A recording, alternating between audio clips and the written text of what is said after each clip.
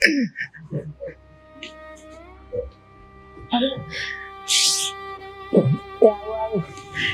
શ્રી કૃષ્ણ. જય શ્રી કૃષ્ણ. કેમ બા રડો છો? શું થયું? કાંઈ રડતી નથી. આ તો 3-4 દીથી શરદી થઈ છે ને એટલે નાકમાંથી પાણી જાય છે. કાંઈ રડતી નથી. તમે મને સમજાવો છો? તમને ખબર છે ને હું નાનેથી તમારા હાથમાં મોટી થઈ છું. મારો મોટો ભાઈ પણ તમને સારી રીતે ઓળખે છે. આ તમે આહુડા છુપાવો નહીં અમારાથી. જે હોય ને એ વાત કયો અમને. હું તમારી દીકરી જેવી છું કે નહીં? શું થયું બોલો? કાંઈ નથી. આ તો જો સાંભળો, ઘરની વાતો હોય. હમણાં જ તમારો દીકરો અમને રસ્તામાં મળ્યો હતો.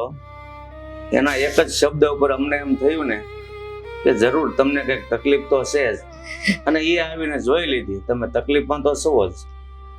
હા સમજાયું. આપણે કેટલા વર્ષો જૂના પાડોશી છીએ. મારા બાના બાપુજી તો ગેરહાજર છે. તમને તો ખબર છે ને લગ્ન થયા પછી નાની હોવાનો વિધવા થઈ ગઈ. ત્યાર પછી મેં લગ્ન નથી કર્યા. મોટો ભાઈ મને રાખે છે અને બસ બેનભાઈ રહી છે. શું કરવું કયો? તો તમે મને તો ઓળખો છો, મને તો બધી વાત કરો. હું કામ મૂંઝાવ છો?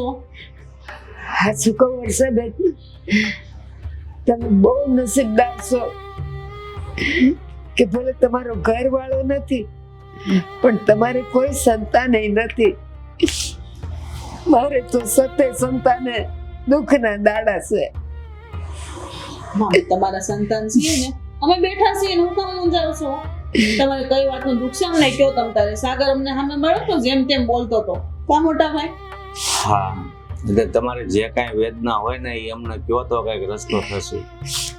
હવે મારા દીકરાને ને વહુને હું નથી ગમતી, જરાય નથી ગમતી. હું ખાવ ઈ ન ગમે, હું માંદી પડું ઈ ન ગમે.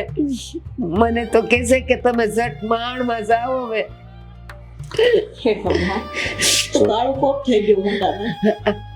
અઠવાડિયાથી દવા હાવ ખૂટી ગઈ છે. હાલાતું નથી ને ચક્કર આવે છે. આખું શરીર પાણી પાણી થઈ જાય છે. તો ખાલી એટલું કીધું કે બટા તું ઓફિસ થી આવે ને તો દવા લેતો આવશે.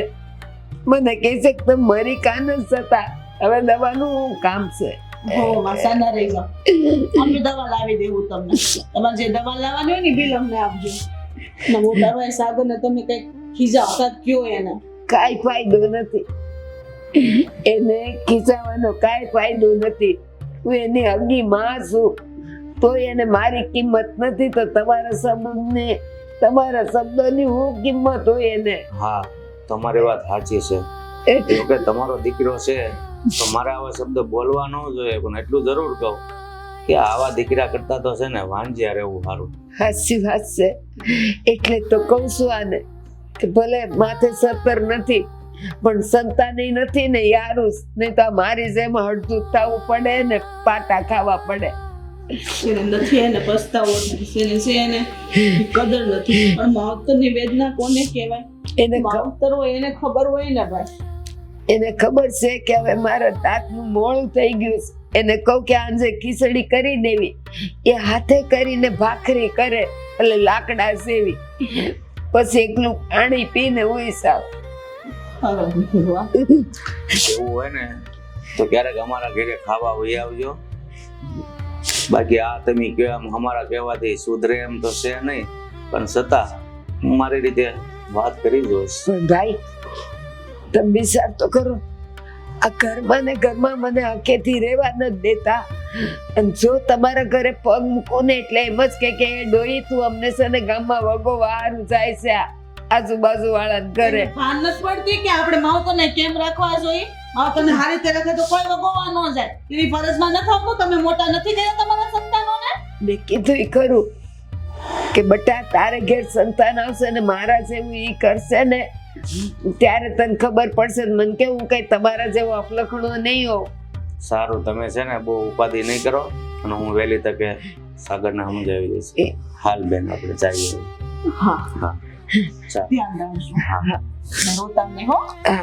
બિલનો ફોટો મોકલી દેજો મારા સાગરને, કહેજો હું દવા આપી જાય. મારી પાસે ક્યાં ફોન હોય? સાગરને કહેજો ને પણ. એટલે તરત કે હવે તું ન્યા માંગવા ગઈ. આ છે ને ઓલું સામે ટેબલ છે ને એની ઉપર જ પડ્યું છે. હા તો હું લેતી જાઉં. હા હો સારું હાલો. આવશું. હા જય શ્રી કૃષ્ણ.